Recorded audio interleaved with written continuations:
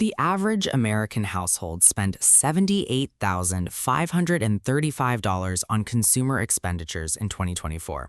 That's according to the latest Bureau of Labor Statistics data. Wages?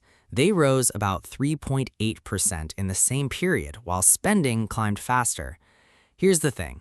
That gap keeps widening every single year. Look, the global economy has completely shifted over the last few years. We are living in 2026, and the cost of human survival has fundamentally recalibrated. Things that made sense to buy in 2019 are now absolute financial traps. The corporations have engineered their pricing, their algorithms, and their marketing to extract every single spare dollar from the middle class. And if you don't update your financial operating system, they will bleed you dry. Today, we're breaking down 12 things that are no longer worth your money in 2026. Some will feel obvious, others might sting a little. All of them are quietly draining bank accounts while delivering way less value than they used to. Number 1. The annual smartphone upgrade. 10 years ago, upgrading your phone every year actually made sense. The technology was leaping forward. A new camera or a new screen was a massive quality of life improvement. But, here's the thing.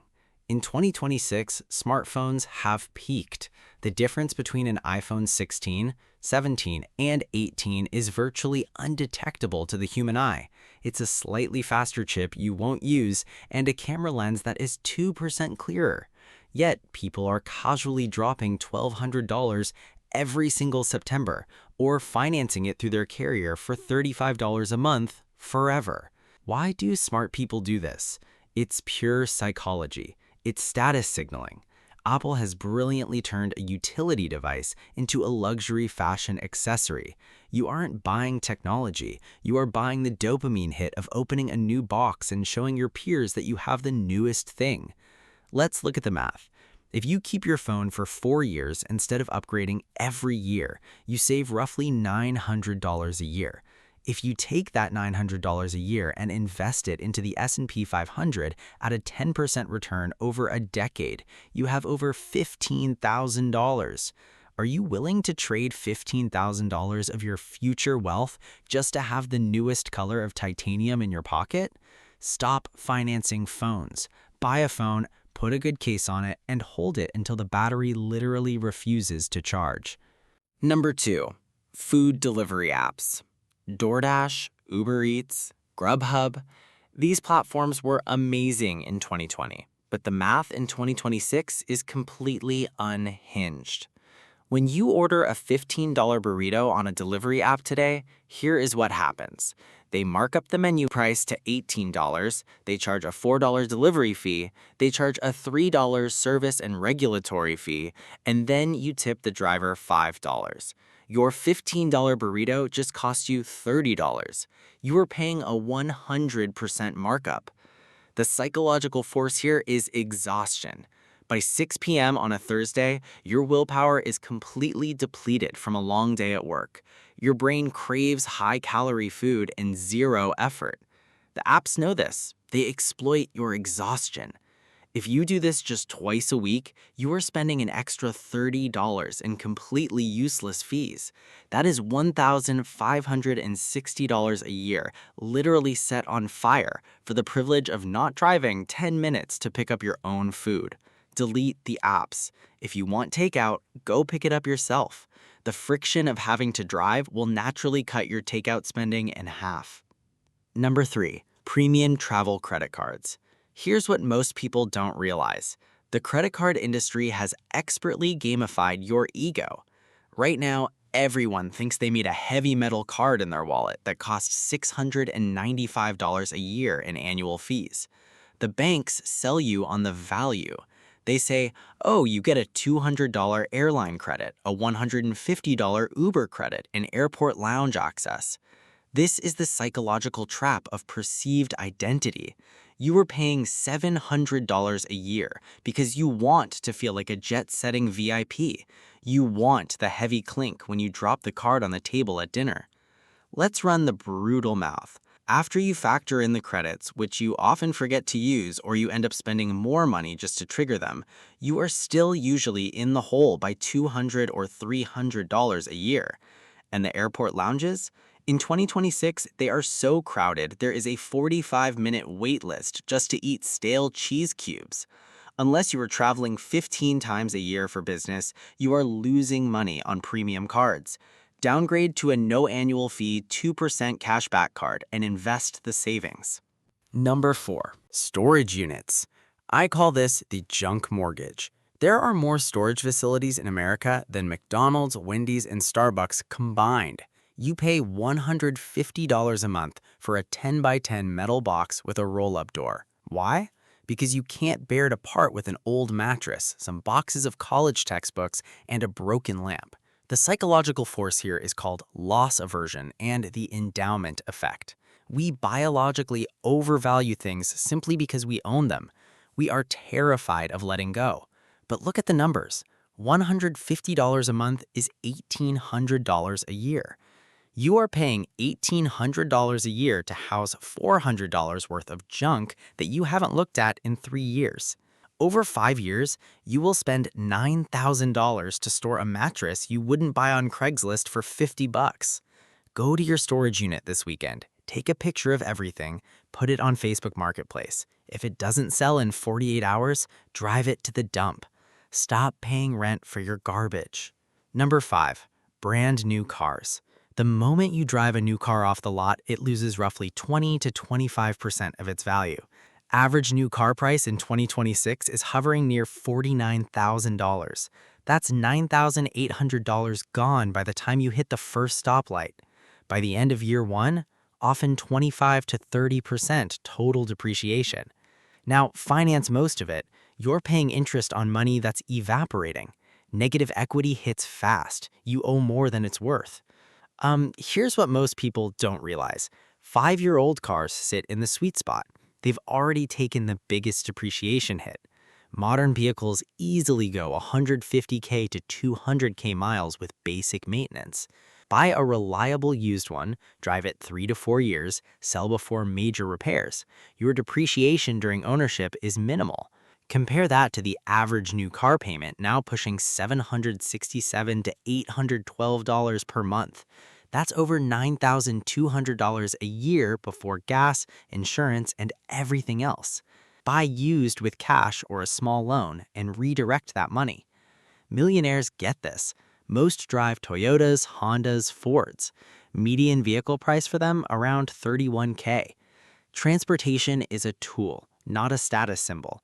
New cars in 2026 are financial sinkholes dressed up as lifestyle upgrades. Number 6. Multiple streaming service subscriptions. Remember when cutting cable was supposed to save money?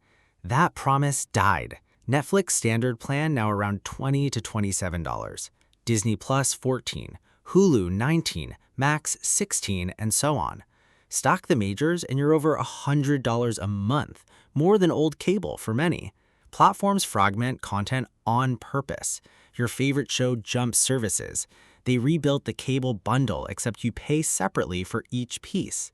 Average household subscribes to about 4 to 4.5 services and spends $60 to $75 monthly. That's $800 to $900 plus a year. Stop subscribing to everything at once. Rotate instead. Pick 1 or 2 services, watch everything you want for the month, then cancel and move to the next. You'll drop your costs to $15 to $25 a month while still watching everything you care about, just not all in the same 30 days. Discipline beats their fragmentation game every time. Number 7. Brand name groceries. Since the inflation spikes of the early 2020s, the cost of groceries has permanently shifted. But what the massive food conglomerates did was deeply sinister. They deployed shrinkflation.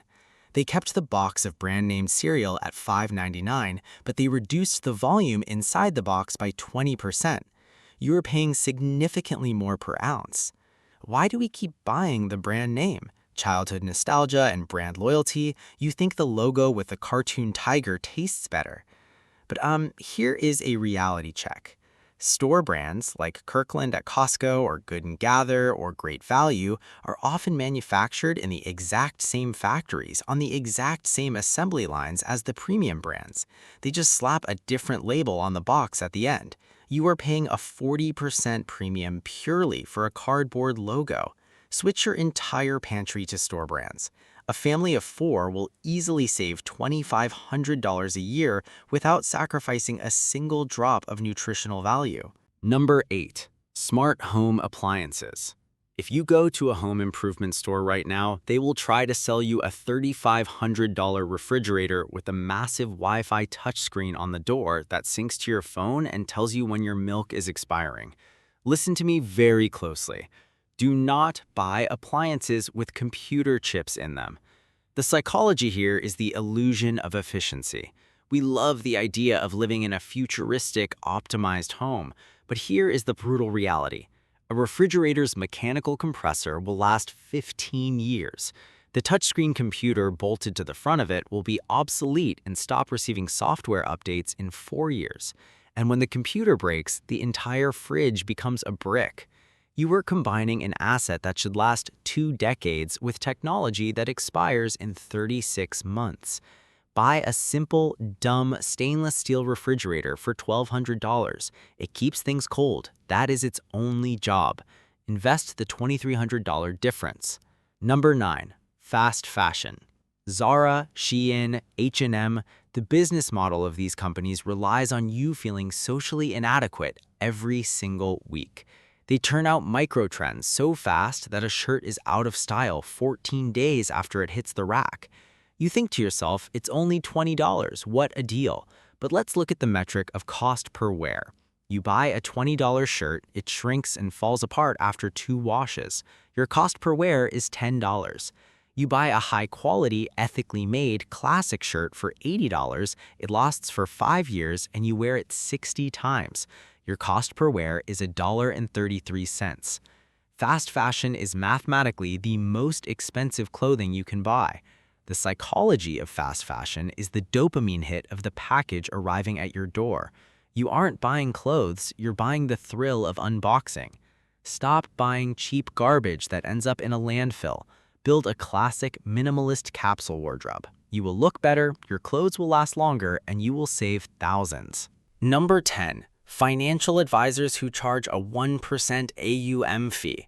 If you have $500,000 in retirement savings and your guy at the big bank manages it for a 1% annual fee, you are being robbed in broad daylight. People pay this because of fear.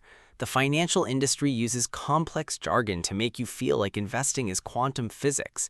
You pay the 1% because you are outsourcing your financial anxiety. This is where it gets really interesting. A 1% fee doesn't sound like a lot, but over a 30-year investing lifetime, that 1% fee will consume nearly 30% of your total potential wealth. If you invest $1,000 a month for 30 years at 10%, you have about $2.2 million. If you pay a 1% fee, your return drops to 9%. You end up with $1.8 million. You just paid a guy in a suit $400,000 to put your money into the exact same mutual funds you could have bought yourself on your phone while sitting on your couch. In 2026, we have low-cost index funds. We have robo-advisors. If you need advice, pay a fiduciary a flat, one-time hourly fee of $500 to review your portfolio. Never, ever hand over a percentage of your total wealth. Number 11.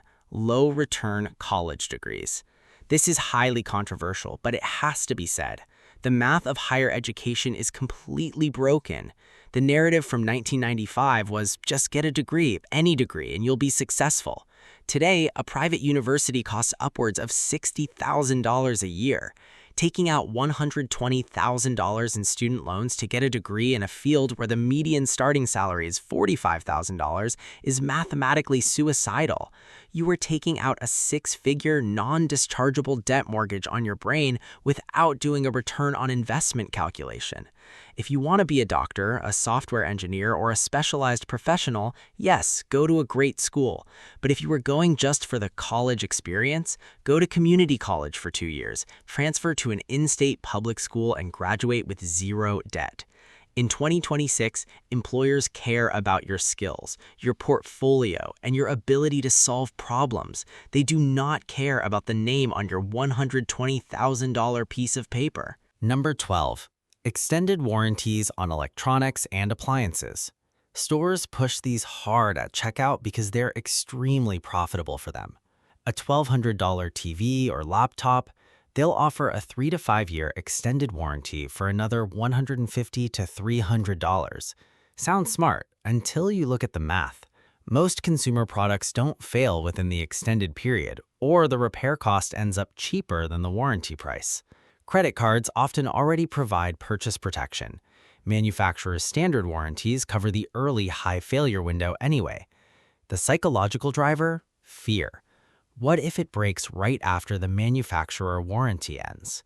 Retailers know this and price the warranties with massive margins. Skip extended warranties on almost everything unless it's a very high-ticket item with documented high failure rates and you can't self-insure with an emergency fund. Build that fund instead. It covers way more risks than any warranty. Over the next 10 years, saying no to these plans will easily save you $2,000 to $4,000 with almost zero downside.